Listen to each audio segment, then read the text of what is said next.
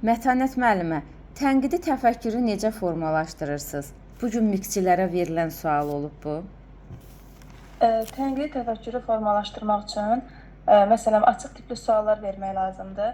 Hazır cavabları yox, şagirddən, məsələn, bu problem olarsa, sən burada necə reaksiya verərsən, empatiya qurmaqla, məsələn, bizdə texnologiya dərsində fərqli tapşırıqlar verməklə hər hansı bir problemin həllini başqa hansı üsulla həll edə bilərsən. Belə bir sıra suallar verməli, onda tənqidi təfəkkürü formalaşdıra bilərik. Bundan başqa, ümumiyyətlə tənqidi təfəkkürü formalaşdırmaq üçün bir neçə üsullar var müəllimlər. Bu sual sizə verilərsə, deyə bilərsiniz. Debat da ola bilər, deyə bilərik. 4M1HK üsulu var. Şagirdlərdə tənqidi təfəkkürü formalaşdırır. Sokrat dialoqu var, tənqidi təfəkkürü. Sonra gəlin bunu müzakirə edək üsulları var. Məsələn, şagirdləri hansısa bir müzakirəyə cəlb etmək. Bundan başqa, məsələn, hansısa bir mövzu ilə bağlı sual verə bilərsən ki, məsələn, sən bu qəhrəmanın yerinə olsaydın nə edərdin? Sən bunun haqqında nə düşünürsən? Yəni, səncə qəhrəmanın davranışlarına münasibətin necədir? Deməli, burada nəyəsə münasibətini biz soruşuruqsa, birbaşa şagirdlərdə tənqidi təfəkkürü formalaşdırmış oluruq. Şagird münasibət bildirirsə, deməli burada idrakın dəyərləndirmə, təfəkkürün tənqidi təfəkkür olan bölməsi inkişaf etmiş olur. Yəni bax buna görə burada tənqidi təfəkkürün formalaşdırmaq deyəndə bunlardan istifadə edərək deyə bilərsiniz. Sonra bugün indi yadıma düşdükcə deyəcəm, bugün bir də nə verilmişdi müəllimlərə? Ancaq sırf müəllim-şagird münasibətlərindən, müəllim-valideyn münasibətlərindən verilmişdi. Bir də formativ. Deyibdi ki, formativin nəticəsi sizə necə kömək eləyəcək? Formativ qiymətləndirmə nəyə lazımdır?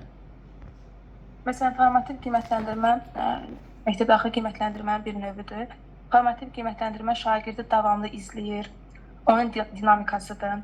Yəni, şagirdin daim üzərində işləməyi tapşırır. Müəllim onun davamlı olaraq nailiyyətini izləyir və ona yol göstərir bir növ. Məsələn, ona rəy verməklə, ona effektiv rəy verməklə onun inkişafına yönəlir. Və bu, şagirdin gündəliyində, məsələn, hər hansı bir rəy formasında da nəticəsi yazıla bilər.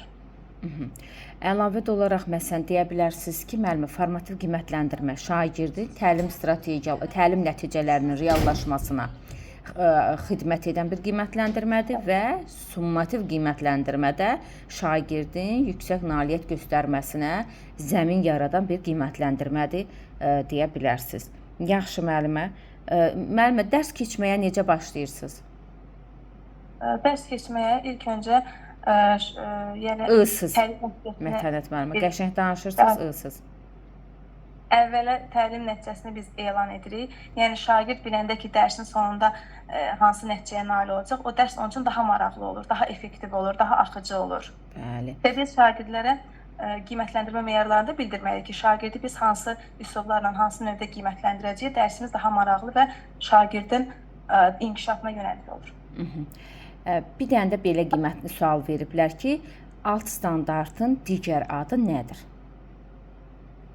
Alt standartın digər adı, yəni alt standart özü bilik və fəaliyyət hissədən ibarətdir. Bəli. Əslində mənim o sizə göndərdiyim PDF-lərdə o yoxdur. Xahiş edirəm, səslər açmayaq. Deməli, orada biz məzmun, o düz deyir müəllimə, məzmun standartıdır, digər adı da benchmarkdır. Amma mən onu kurikulum dərslərimdə adətən müəllimlərə demişəm. Yəni, sizə göndərdiyim PDF-də o yoxdur. Növbəti PDF-lərimdə ola bilsin ki, var, amma bu əvvəldə yoxdur. Bəli, alt standartın növbəti adı məzmun standartı və benchmarkdır. Yəni, bunları belə, məzmun standartı, alt standart eyni bir prosesdir. Yəni, məzmun standartı da eynidir, alt standart da eyni bir standartdır. Bir də müəllimlər, ola bilər ki, orada məsələn qiymətləndirmə standartı da deyərlər, məzmun standartı da. Amma biz deyirik ki, qiymətləndirmə standartı da məzmun standartı deyil. Qiymətləndirmə standartı şagirdlərin nailiyyət səviyyəsinin ölçülməsidir. Yəni, onların nailiyyət səviyyəsinə qoyulan dövlət tələbidir. Amma məzmun standartı bilik və bacarıq səviyyəsinə qoyulan dövlət tələbidir. Məzmun standartı bilik və bacarıq səviyyəsinə qoyulan dövlət tələbidir.